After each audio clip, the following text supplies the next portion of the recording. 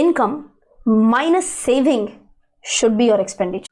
C traditional saving method பார்த்தீங்கன்னா உங்கள் income minus expenditure balance இருக்கக்கூடிய பணத்தை தான் சேவிங்ஸ் பண்ணுவீங்க. அதாவது இப்போ ஒரு 1 lakh சேலரினா 50,000 செலவு பண்ணிடுறீங்க, இன்னொரு 30,000 இஎம்ஐ லோன்ஸ் இதெல்லாம் பண்ணிடுறீங்க, மீதி இருக்கிற 20,000 தான் நீங்கள் சேவிங்ஸ் பண்ணுவீங்க.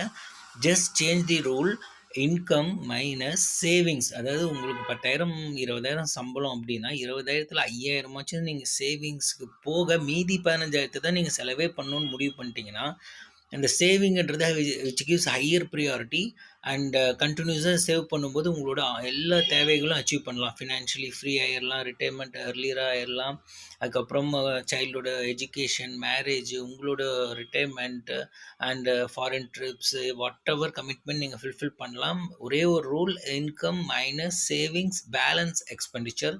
தேங்க்யூ.